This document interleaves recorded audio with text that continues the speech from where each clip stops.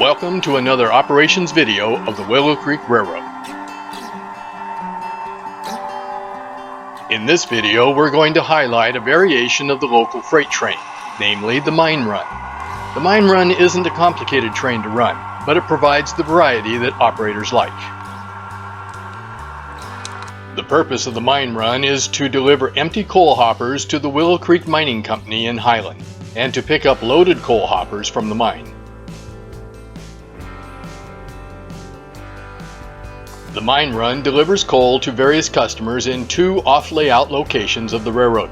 Coal is delivered to locations in the Spokane area via the Spokane staging yard, and to locations in Alta and Concord via the car ferry at Bucky's Crossing. Let's follow a typical mine run as we'd see during an operating session. For an operating session, the layout will be staged so that empty coal hoppers arrive either via the car ferry at Bucky's Crossing or via the Spokane staging yard. Since any train coming from the Spokane staging yard passes through Bucky's Crossing, then it doesn't matter whether the empty coal hoppers came via the staging yard or the car ferry. The route of the mine run from Bucky's Crossing to the Willow Creek Mining Company is the same. Here we see train number 301, the mine run, coming from the Spokane staging yard. In other videos we've talked about the various communications between the engineer, yardmasters, and the dispatcher, so we'll skip those details in this video. The train order for train number 301 tells the engineer to deliver the empty coal hoppers directly to the mine in Highland, and then to pick up the loaded coal hoppers from the mine and deliver them to the yard in Waverly. From there, the Waverly yardmaster will route the loaded coal hoppers as directed on the waybills. Our train arrives at the Highland Falls Junction. As coordinated with the dispatcher, the engineer leaves the caboose on the single-track main line and proceeds to first pick up the loaded hoppers. This will clear out the tracks beneath the coal tipple.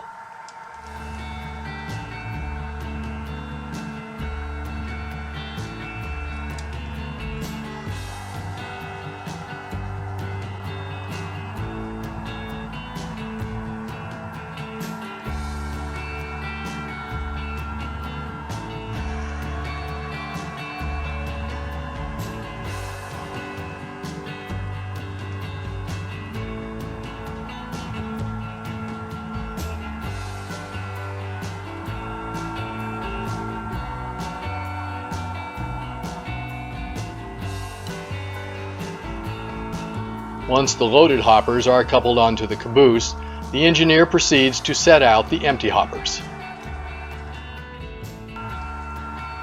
Note that the freight cars sitting at the loading dock are delivering supplies to the mine, and the engineer's instructions indicate that he does not pick up these supply cars. The supply loading dock at the mine is serviced by one of the other local freight trains. Our mine run is only interested in coal hoppers.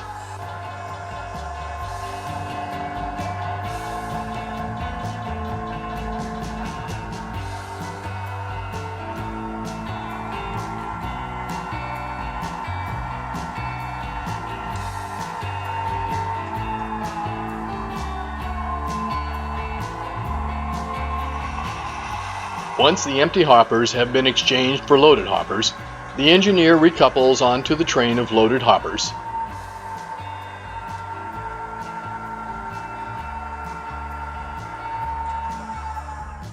Notifies the dispatcher that he's completed his work at the mine, and then heads for Waverly Yard.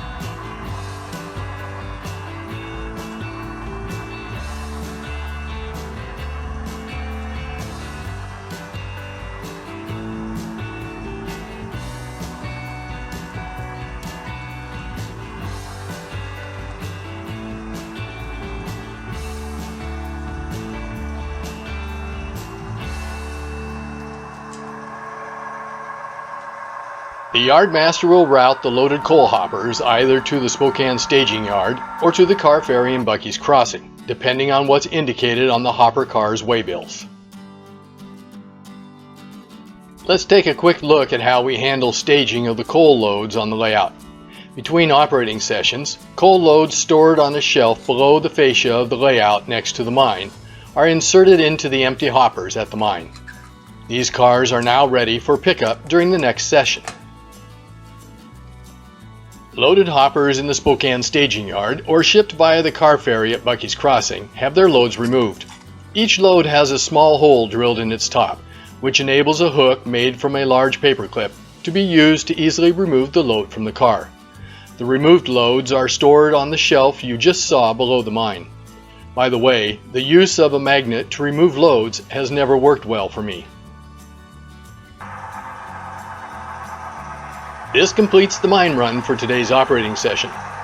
Again, the mine run provides operators with a different type of train to run during an operating session, which always makes the sessions more interesting.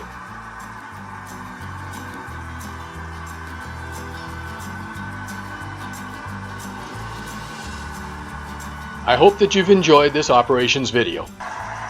And as always, thank you for visiting the Willow Creek.